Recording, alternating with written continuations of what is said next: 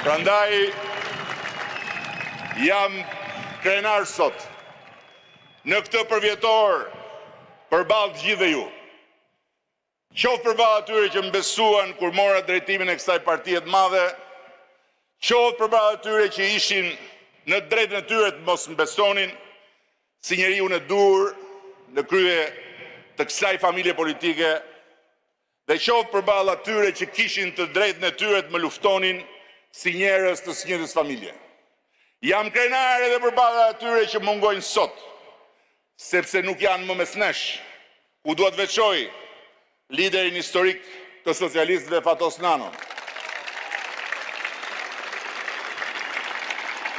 Krenaria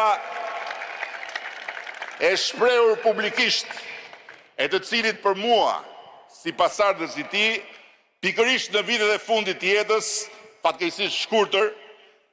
dhe pasi marrëdhënia jon kaloi në faza dramatike, kryesisht për të, mbetet për mua një vlerësim i veçantë.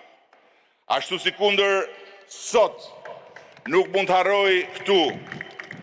çdo njërin nga veteranët e luftës, edhe ata nuk janë më me ne, që i njohan fillimet e këtij misioni që më bën kraj i fort edhe pse më pritën fillimisht me këmbë të para. Nuk krenohem përpara jush dhe çdo antarit familjes son se kam bërë gjithçka mirë, se kam qenë i pagabushëm, apo se nuk i kam hyrë në akt askujt. Jo, nuk e kam bërë gjithçka mirë, kam gabuar jo një herë,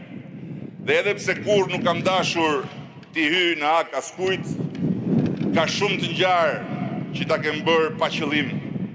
ose nga që mund të kem bërë në një vlerësim gabuar. Por unë krenohem, sepse i kam dhënë dhe do t'i jap Partisë Socialiste pa kursim gjithçka që kërkohet nga një lider.